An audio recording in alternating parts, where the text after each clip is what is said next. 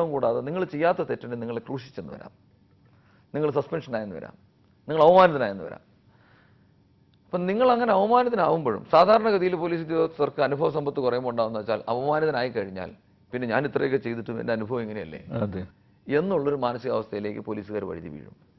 അനുഭവ സമ്പത്ത് നിങ്ങൾക്ക് അന്നുണ്ടാകും എന്ന് നിങ്ങൾ അങ്ങനെ ഒരു മാനസികാവസ്ഥയിലേക്ക് വഴുതി വീഴാതെ നിങ്ങൾ തുടർന്ന് അങ്ങനെ അവമാനിതനാവുകയും ചീത്തപ്പേര് കേൾക്കുകയും ചെയ്യുന്നതിന് മുമ്പ് നിങ്ങൾ എത്ര ആത്മാർത്ഥമായി ജോലി ചെയ്തിരുന്നോ അതേ ആത്മാർത്ഥത നിങ്ങളിത് കഴിഞ്ഞും നിങ്ങൾ അവമാനിതനായതിനു ശേഷവും നിങ്ങൾക്ക് തുടരാൻ സാധിക്കുകയാണെങ്കിൽ അന്നാണ് നിങ്ങൾക്ക് അനുഭവ സമ്പത്തുണ്ട് എന്ന് ഞാൻ പറയുക എന്ന് അദ്ദേഹം എന്നോട് പറഞ്ഞൊരു വാക്യം ഞാൻ എൻ്റെ ആപ്തവാക്യമായി മനസ്സിൽ കൊണ്ടു നടക്കുന്നതാണ്.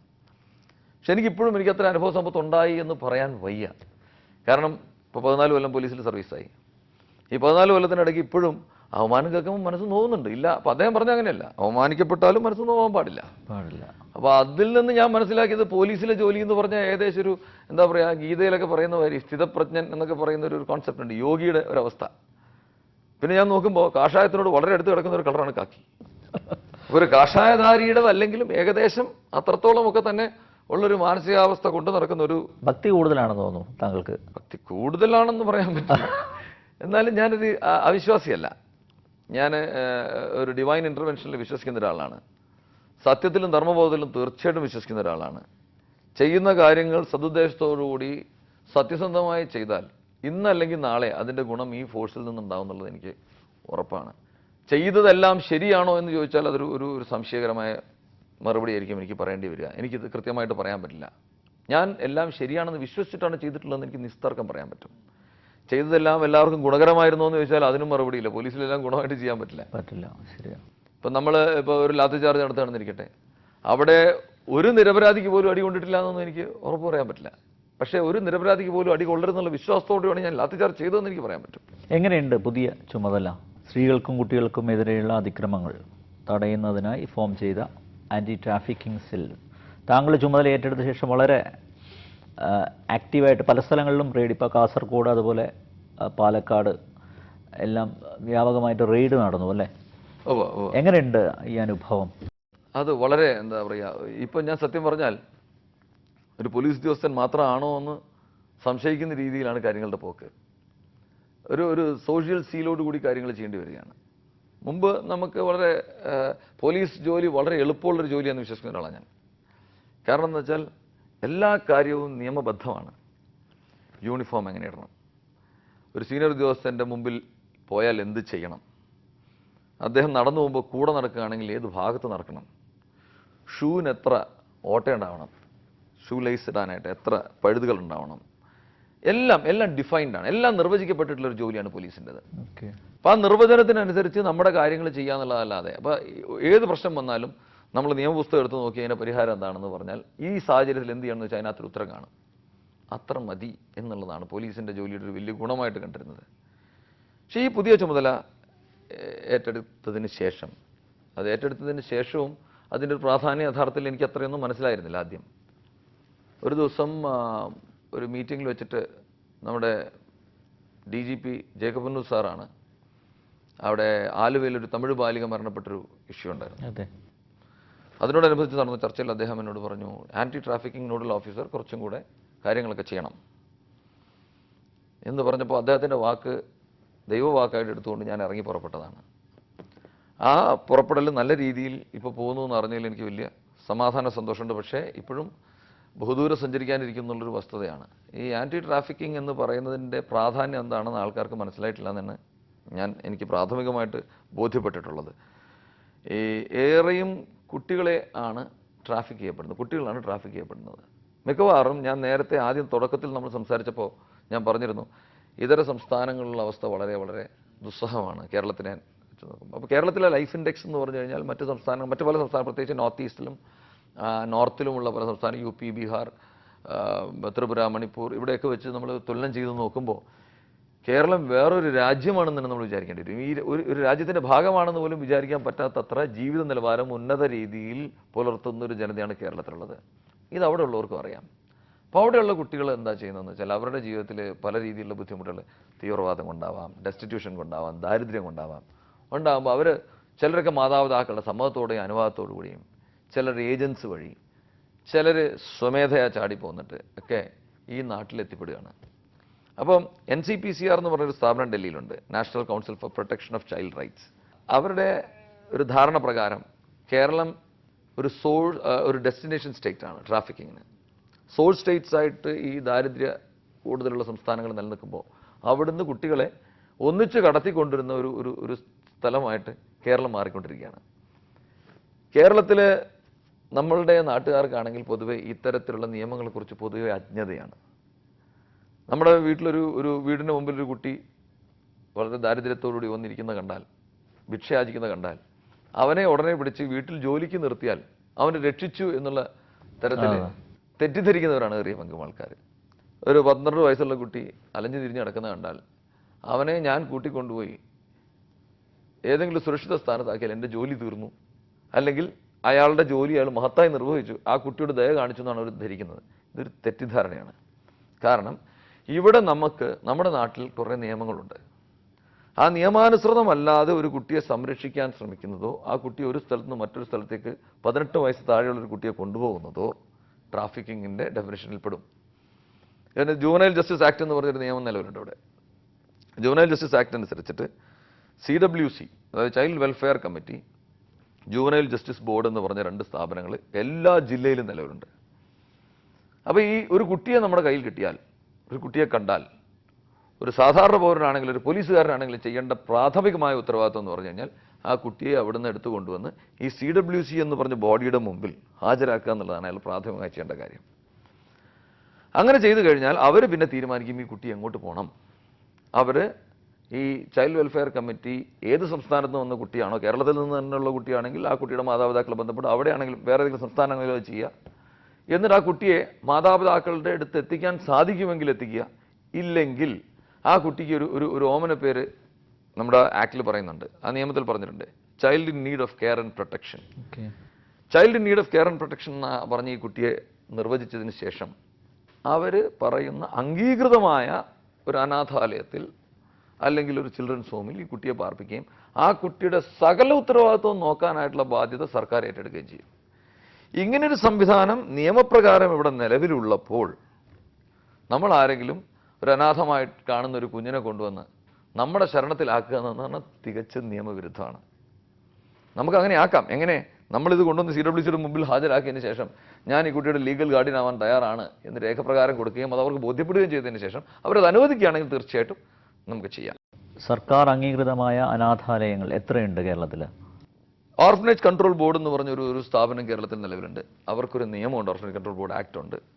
ആ ആക്ടിൽ വ്യവസ്ഥ ചെയ്യുന്ന രീതിയിൽ ഏകദേശം ഇപ്പോൾ 1700ഓളം സ്ഥാപനങ്ങൾ കേരളത്തിൽ നിലവിലുണ്ട്. സർക്കാർ അംഗീകൃത സ്ഥാപനങ്ങളാണിവ. ഈ 1700ഓളം സ്ഥാപനങ്ങളിലെ അനാഥാലയങ്ങളിൽ, ആ വാക്ക് പോലും ജുവനൈൽ ജസ്റ്റിസ് ആക്ടിന് വിരുദ്ധമാണ്. അനാഥാലയം, അനാഥരെല്ലാവരും സനാഥരായിട്ടുള്ള കുട്ടികൾക്ക് കുറച്ച് ശ്രദ്ധയും സംരക്ഷണവും വേണം. അതാണ് child in need of care and protection എന്ന് പറയുന്നത്. അപ്പോൾ ഈ ശ്രദ്ധയും സംരക്ഷണവും വേണ്ട കുട്ടികൾക്ക് താമസിക്കാനായിട്ട് സർക്കാർ വ്യവസ്ഥ ചെയ്തതനുസരിച്ച് 1700 സ്ഥാപനങ്ങൾ കേരളത്തിൽ നിലവിലുണ്ട്. ഈ 1700 സ്ഥാപനങ്ങളിൽ ഓരോ കുട്ടിക്കും ജീവിക്കാൻ വേണ്ട പ്രാഥമികമായ സൗകര്യങ്ങളും സാഹചര്യങ്ങളും എന്താണെന്ന് നിയമത്തിൽ നിർവചിക്കപ്പെട്ടിട്ടുണ്ട്. 40 ചതുരശ്ര അടി സ്ഥലം വേണം കുട്ടിക്ക് കിടക്കാൻ. അങ്ങനെ കുറെ അതൊക്കെ പാലിക്കപ്പെടുന്നുണ്ടോ? അത് പാലിക്കപ്പെടുന്നുണ്ടോ ഇല്ലയോ എന്ന് പരിശോധിക്കാനുള്ള ബോഡിയാണ് ഈ ഓർഫനേജ് കൺട്രോൾ ബോർഡ് എന്ന് പറയുന്നത്. പാലിക്കപ്പെടാത്തവരുടെ പേരിൽ അവരുടെ ലൈസൻസ് റദ്ദ് ചെയ്യാം, അവരുടെ പേരിൽ ക്രിമിനൽ നടപടി എടുക്കാം. എല്ലാത്തിനും ആ ബോർഡിന് അധികാരമുണ്ട്.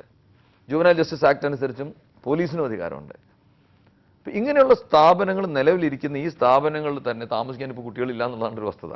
അല്ല, അതേസമയം സ്വകാര്യ അനാഥാലയങ്ങൾ പെരുകയാണ്. അപ്പോൾ സ്വകാര്യ അനാഥാലയങ്ങളുടെ കാര്യം പറയുമ്പോൾ നമുക്കതൊരു ഒരു വ്യവസായമായിട്ട് തന്നെ ഇപ്പം ശരിയാ പറയേണ്ടി വരും. ഫോറിൻ ഫണ്ട് കിട്ടുന്നു. അപ്പോൾ ഈ സ്വകാര്യ അനാഥാലയങ്ങൾ എന്ന് പറയുമ്പോൾ യഥാർത്ഥത്തിൽ ഈ അംഗീകൃതമായിട്ടുള്ള അനാഥാലയങ്ങളും സ്വകാര്യ അനാഥാലയങ്ങൾ തന്നെയാണ്. പക്ഷെ അവയ്ക്ക് സർക്കാർ അംഗീകാരം കൊടുക്കുകയാണ്. സർക്കാർ അംഗീകാരം കൊടുക്കുമ്പോൾ അവിടെ ഉണ്ടാകുന്നത് എന്താണെന്ന് വെച്ചാൽ ഈ ഓർഫനേജ് കൺട്രോൾ ബോർഡിൻ്റെയും സോഷ്യൽ വെൽഫെയർ ഡിപ്പാർട്ട്മെൻറ്റെയും ഒക്കെ ശ്രദ്ധ ഈ സ്ഥാപനങ്ങളിൽ വരികയാണ്. അപ്പോൾ സോഷ്യൽ വെൽഫെയർ ഡിപ്പാർട്ട്മെൻറ്റിൻ്റെ ഒരു വെബ്സൈറ്റ് ഉണ്ട്. അതിനകത്ത് പോയാൽ നമുക്ക് കേരളത്തിലുടനീളമുള്ള അംഗീകൃതമായിട്ടുള്ള അനാഥാലയങ്ങളുടെ ലിസ്റ്റ് കിട്ടും. ആ ലിസ്റ്റിനകത്ത് നമ്മൾ ഈ അനാഥാലയത്തിൽ എത്ര കുട്ടികളുണ്ടെന്ന് നമുക്ക് പരിശോധിക്കാം, അന്വേഷിക്കാം. അപ്പോൾ നമ്മൾ മനസ്സിലാക്കേണ്ടതെന്ന് വെച്ചാൽ ഇങ്ങനെ അംഗീകൃതമായിട്ട് സർക്കാർ ഗ്രാൻഡ് വാങ്ങുന്ന ഈ സ്ഥാപനങ്ങളിൽ താമസിക്കാൻ മതിയായ കുട്ടികളില്ലാത്തപ്പോഴാണ് നമ്മളിവിടെ ഇഷ്ടം പോലെ സ്വകാര്യം എന്ന് നേരത്തെ താങ്കൾ പറഞ്ഞ അനധികൃതമായ അനാഥാലയങ്ങൾ പെരുകുന്നത്. അല്ല, ഇത്തരം കുട്ടികളെ ഈ പറഞ്ഞ പോലെ അനധികൃത അനാഥാലയങ്ങൾ അതിൻ്റെ നടത്തിപ്പുകാർ അവർ ഒരു വിൽപ്പന ചരക്ക് കൂടിയാക്കുക. കൂറ്റൻ ബോർഡുകൾ കാണുന്നില്ല. ഇപ്പം ഫോർ എക്സാമ്പിൾ തന്നെ ജനസേവ ശിശുഭവൻ, വി ആർ കൃഷ്ണയ്യരെ പോലുള്ള വ്യക്തികളാണ് അതിനെ പ്രൊമോട്ട് ചെയ്യുന്നത്. യഥാർത്ഥത്തിൽ നിയമവിരുദ്ധമല്ലേ ഇത്? കുട്ടികളെ ഉപയോഗിച്ച് പരസ്യം ചെയ്യുന്നത് ജുവനൈൽ ജസ്റ്റിസ് ആക്ട് സെക്ഷൻ 21 പ്രകാരം നിരോധിച്ചിരിക്കുകയാണ്. ഈ കുട്ടികളെ നമ്മൾ ഒരു തരത്തിലും അവരുടെ പേരും അവരുടെ ഐഡന്റിറ്റിയും ഒന്നും റിവീൽ ചെയ്യാൻ പാടില്ലാതെ, കാരണം ഈ കുട്ടികളെന്ന് പറഞ്ഞിട്ടുണ്ടെങ്കിൽ നമ്മുടെ രാജ്യത്തിൻ്റെ സ്വത്താണ്, അവരെ സംരക്ഷിക്കണം എന്നാണ്. അതാണ് child in need of care and protection എന്ന് പറയുന്നത്. ഈ തരത്തിലുള്ള ഏത് സ്ഥാപനമാണെങ്കിലും അങ്ങനെ നടത്തേണ്ടത് നിയമവിരുദ്ധമാണ്. അത്തരത്തിലുള്ള ഹോർഡിങ്സിനെതിരെ കർശനമായ നടപടി എടുക്കണമെന്ന് ഞാൻ എല്ലാ പോലീസ് ഉദ്യോഗസ്ഥർക്കും നിർദ്ദേശം കൊടുത്തിട്ടുണ്ട്, ഞാൻ ആൻറ്റി ട്രാഫിക് നോഡൽ ഓഫീസർ എന്നുള്ള നിലയ്ക്ക്. ഇപ്പോൾ കൊച്ചിയിൽ തന്നെ അങ്ങനെയുള്ള ചില ബോർഡുകൾ കണ്ടു എന്നുള്ളതും പറഞ്ഞിട്ട് ഞാൻ കമ്മീഷണർക്ക് ഒരു ലെറ്റർ ഞാൻ അയച്ചിട്ടുണ്ട്. അദ്ദേഹം അതിന് ഉചിതമായ നടപടി എടുക്കുന്നതാണ് എൻ്റെ വിശ്വാസം. ഇത് കൂടാതെ ഈ കുട്ടികളെ വിൽപ്പന ചരക്കാക്കുന്നതിനെക്കുറിച്ച് താങ്കൾ ചോദിക്കുകയുണ്ടായി. ഈ കുട്ടികളെ വിൽപ്പന ചരക്കാക്കുക എന്നുള്ളത് മാത്രമല്ല ഇവർ ചെയ്യുന്നത്. ഈ അനധികൃതമായ അനാഥാലയങ്ങളിലെ കുട്ടികളെ വിൽപ്പന ചരക്കാക്കുക എന്നുള്ളത് മാത്രമല്ല ചെയ്യുന്നത്, അവരെ പലതരത്തിൽ പീഡിപ്പിക്കുകയും ചെയ്യുന്നുണ്ട്. കഴിഞ്ഞ ദിവസം പറവൂർ ഒരു കേസ് എടുക്കുകയുണ്ടായി. 6ഓളം കേസുകൾ അവിടെ വന്നു. 24 കുട്ടികൾ അവിടെ ഉണ്ടായിരുന്നു എന്നാണ് പോലീസ് റെയ്ഡ് നടക്കുമ്പോൾ. 24 കുട്ടികൾ അവിടെയുണ്ട്. ഇവർ അനാഥരാണെന്നാണ് വെപ്പ്. പക്ഷേ ഇവരിൽ ഒട്ടുമുക്കാൽ ആൾക്കാർക്ക് മാതാപിതാക്കൾ വേറെയുണ്ട്. അപ്പം മാതാപിതാക്കൾ ഉള്ളവരടുത്ത് അവിടെ നമ്മൾ മനസ്സിലാക്കിയെന്ന് വെച്ചാൽ പല മാതാപിതാക്കളോടും ആ സ്ഥാപനത്തിൻ്റെ അധികൃതർ പറഞ്ഞിരുന്നത്, നിങ്ങളുടെ കുട്ടിക്ക് നല്ല രീതിയിൽ ജീവിക്കാനുള്ള സൗകര്യം വളരെ കുറഞ്ഞ കാശിന് ഞാൻ കൊടുക്കാം എന്ന് പറഞ്ഞ് ഈ മാതാപിതാക്കളിൽ നിന്ന് ഒരു പരിധിവരെ കാശ് മേടിക്കുകയാണ്.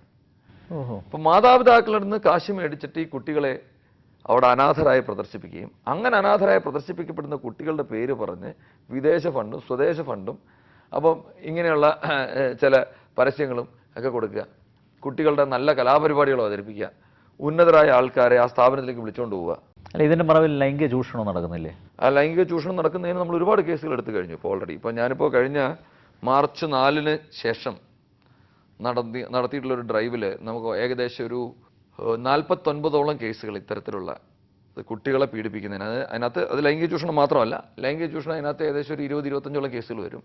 ബാക്കിയുള്ളത് ബാലവേലയും കുട്ടികളെ ഉപദ്രവിക്കുന്നതും പ്രായപൂർത്തിയാവാത്ത കുട്ടികളെ കൊണ്ട് അവർക്ക് ചെയ്യാൻ പറ്റാത്ത ജോലികൾ ചെയ്യിപ്പിക്കുന്നതൊക്കെ എതിരെ എടുത്തിട്ടുള്ള കേസുകളാണ്. 49 കേസുകൾ നമ്മൾ കേരളത്തിലുടനീളം രജിസ്റ്റർ ചെയ്യുകയും ഏകദേശം ഒരു 157ഓളം കുട്ടികളെ പുനരധിവസിപ്പിക്കുകയും ചെയ്തിട്ടുണ്ട്.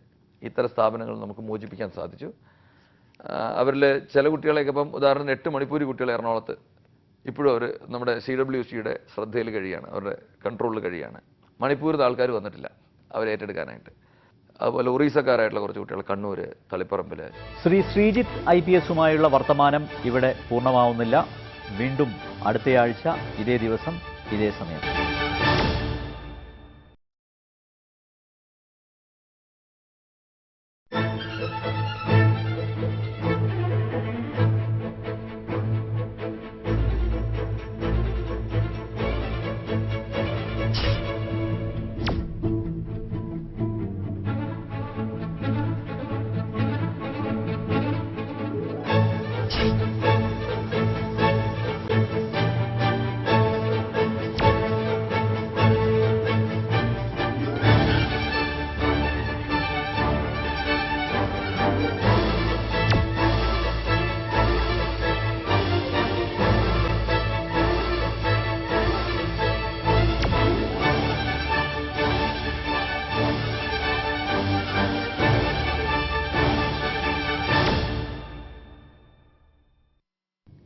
ക്രൈംബ്രാഞ്ച് DIGയും ആൻറ്റി ട്രാഫിക്കിംഗ് സെല്ലിൻ്റെ നോഡൽ ഓഫീസറുമായ S. ശ്രീജിത്ത് IPSുമായുള്ള വർത്തമാനത്തിൻ്റെ 2ാം ഭാഗത്തിലേക്ക് ഏവർക്കും സ്വാഗതം. അല്ല, ഈ കേരളത്തിൽ ബാലവേല നിരോധിച്ചതല്ലേ? കേരളത്തിൽ നല്ല ഇന്ത്യയിൽ മുഴുവൻ നിരോധിച്ചതാണ്. പക്ഷേ ഈ പ്രധാനപ്പെട്ട പ്രശ്നം ഇവരെ എവിടെ പുനരധിവസിപ്പിക്കുന്നുള്ളതാണ്. ഇവർക്ക് കിട്ടുന്ന ചെറിയ വരുമാനമാണെങ്കിലും അതുകൊണ്ട് ജീവിച്ചു പോകുന്നു. അത് ഈ ഒരു നിയമത്തിലൂടെ ഇല്ലാതാവുന്നു. അതിജീവനത്തിന് വേണ്ടിയാണല്ലോ ഹോട്ടലിലൊക്കെ ജോലി ചെയ്യുന്നത്. അതേസമയം ഇവരുടെ പുനരധിവാസം